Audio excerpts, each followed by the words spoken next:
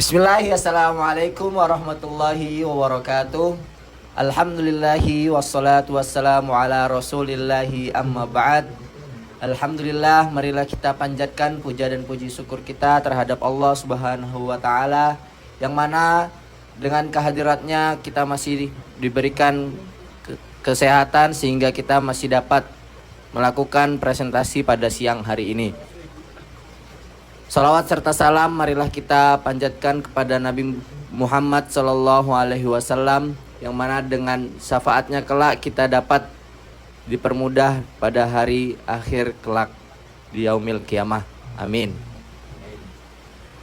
Sebelumnya kita dari kelompok 1 berterima kasih kepada Bapak Maksum sebagai dosen mata kuliah Pendidikan Sejarah Peradaban Islam, yang mana telah memberikan waktu kita untuk mempresentasikan tugas kita pada siang hari ini.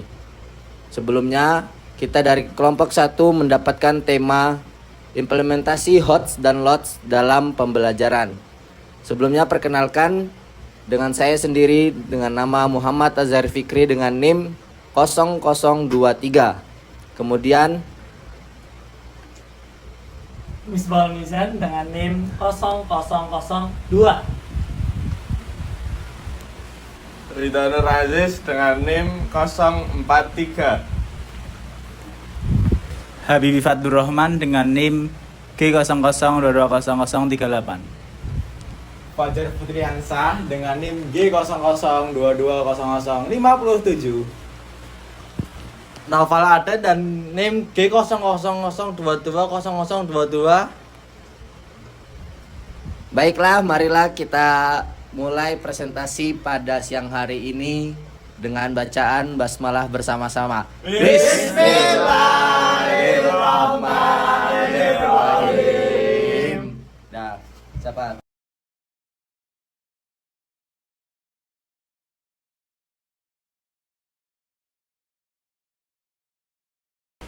Baiklah, masuk ke penjelasan yang pertama, yaitu penerapan HOTS dan LOTS dalam pembelajaran.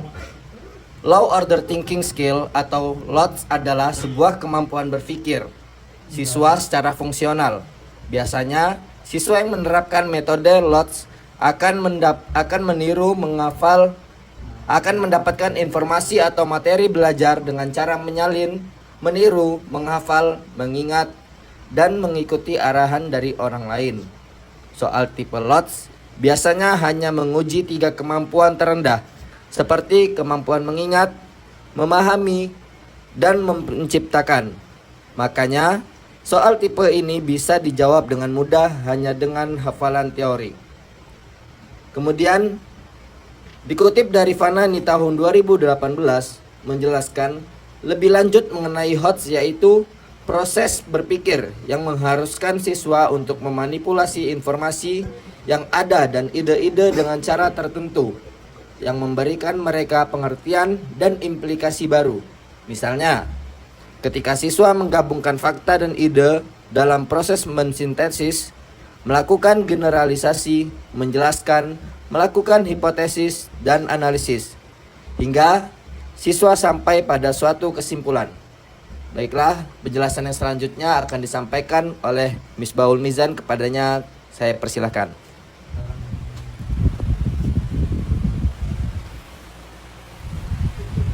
Masuk ke strategi LOTS.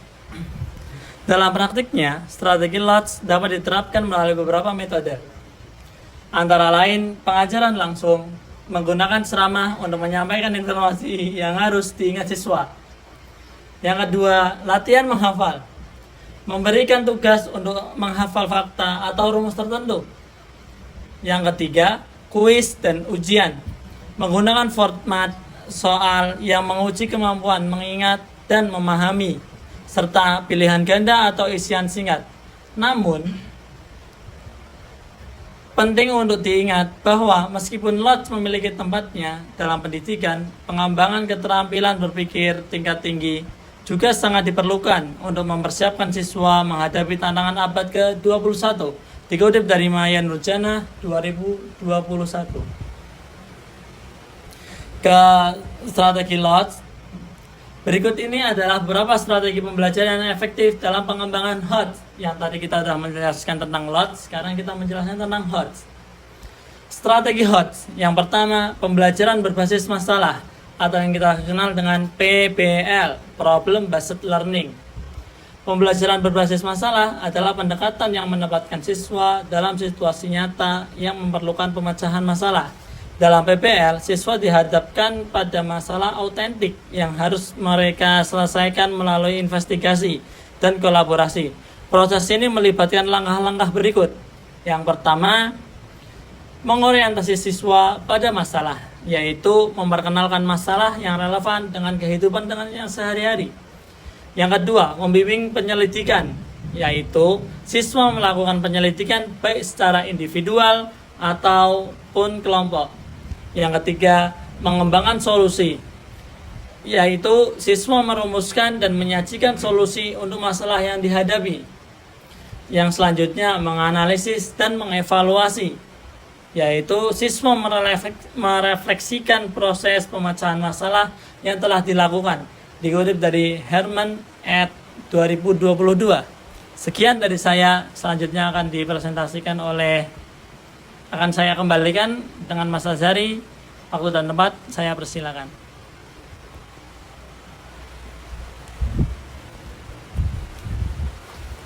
Baiklah, penjelasan yang selanjutnya akan disampaikan oleh Saudara Fajar Fitriansah. Kepadanya saya persilahkan.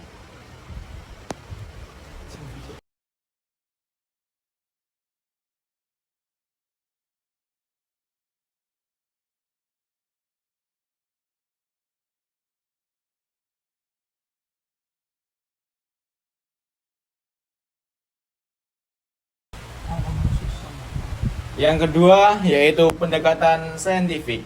Yaitu pendekatan saintifik dalam pembelajaran mendorong siswa untuk melakukan observasi, merumuskan pertanyaan, dan menguji hipotesis. Langkah-langkahnya yaitu meliputi 1. Pengamatan sistematis, yaitu siswa melakukan pengamatan terhadap fenomena tertentu. Selanjutnya, pembentukan pertanyaan, mengajukan pertanyaan yang memicu pemikiran kritis. Yang selanjutnya, perumusan hipotesis, yaitu merumuskan hipotesis berdasarkan observasi. Yang terakhir, refleksi dan revisi, yaitu merefleksikan hasil dan proses pembelajaran untuk perbaikan. Ketiga, yaitu penggunaan teknologi. Integrasi teknologi dalam pembelajaran HOTS dapat memperkaya pengalaman belajar siswa. Teknologi dapat digunakan untuk 1. Yaitu mencari informasi tambahan. Yang kedua, berkolaborasi dengan teman sekelas secara online atau daring. Yang ketiga, yaitu menyajikan hasil karya melalui berbagai platform digital. Selanjutnya, saya kembalikan kepada Mas Azhari Fikri. Baiklah, penjelasan yang selanjutnya akan disampaikan oleh Mas Habibi Fazlur Rahman. Kepadanya saya persilahkan.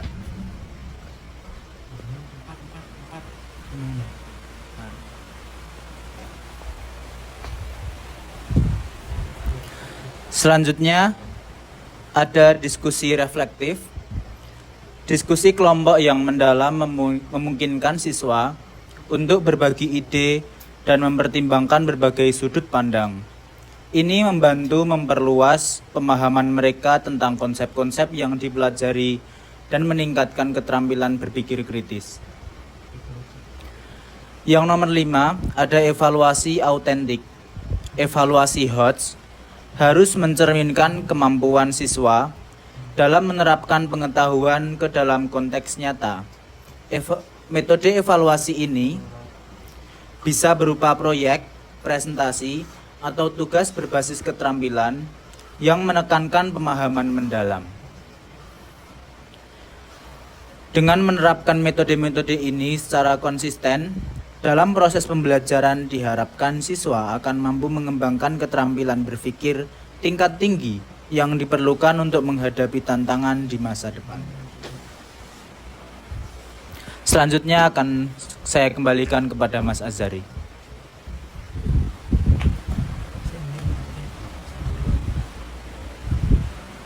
Baiklah, penjelasan yang selanjutnya akan disampaikan oleh Mas Noval Aden Maheraka. Waktu dan tempat saya persilahkan.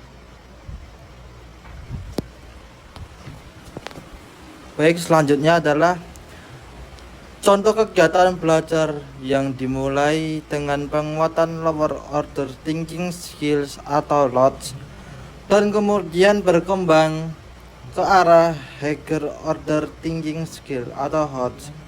Dalam tema pendidikan agama Islam dapat dilakukan sebagai berikut. Tema akhlak dalam Islam. Yang pertama adalah penguatan LOTS. Kegiatan memperkenalkan konsep akhlak dalam Islam. Aktivitasnya adalah siswa diminta untuk menghafal dan menyebutkan beberapa contoh akhlak baik dalam Islam seperti jujur, sabar, dan menghormati orang tua. Ini merupakan kegiatan LOTS karena siswa hanya mengingat informasi dasar. Kemudian siswa diberikan teks pendek tentang perilaku Nabi Muhammad SAW dan diminta untuk mengidentifikasi akhlak yang ditunjukkan dalam teks tersebut. Misalnya, siswa dapat diminta untuk menyebutkan akhlak Nabi yang relevan dengan situasi tersebut. Kami kembalikan kepada Mas Azhari Fikri.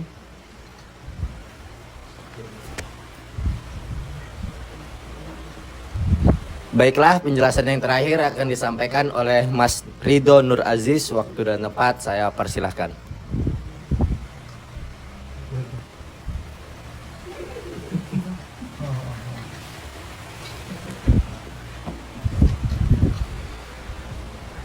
Yang kedua, transisi ke HOTS.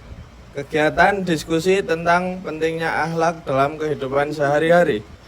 Aktivitas, siswa melakukan analisis kasus yang mana dibagi menjadi kelompok kecil dan diberikan studi kasus tentang situasi di mana akhlak baik diuji, misalnya situasi di sekolah atau di rumah. Mereka diminta untuk menganalisis bagaimana akhlak yang baik dapat mempengaruhi hasil dari situasi tersebut.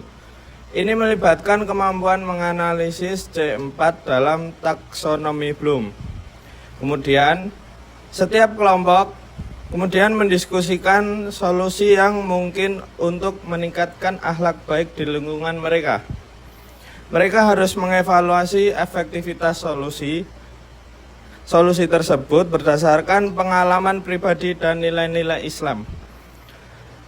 Kreativitas, siswa diminta untuk merancang kampanye kesadaran tentang akhlak baik di sekolah, termasuk poster atau presentasi yang menjelaskan pentingnya akhlak dalam Islam.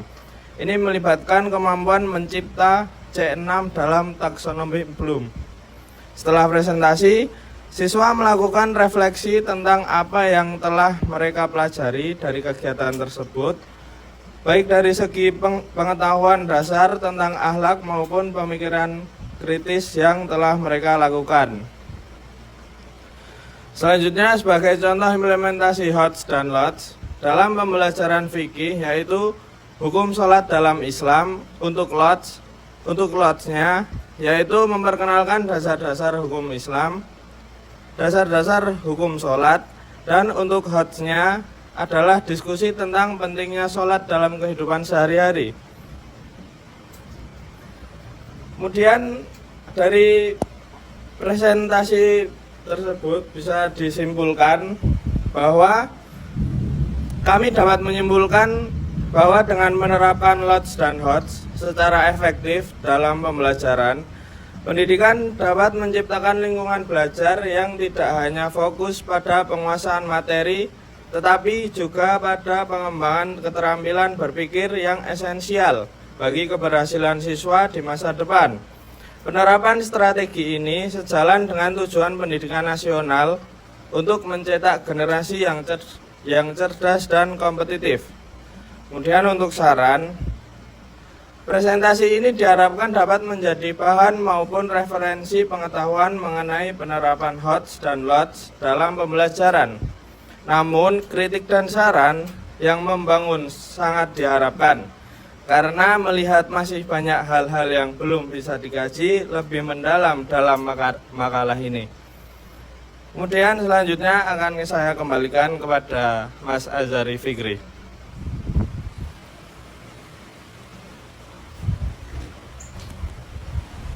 Baiklah, cukup sekian presentasi kita pada siang hari ini. Kurang lebihnya kita mohon maaf. Sekian dari kita. Apabila ada kurangnya kita minta maaf. Sekian dari kita. Wassalamualaikum warahmatullahi wabarakatuh. Dadah. Makasih.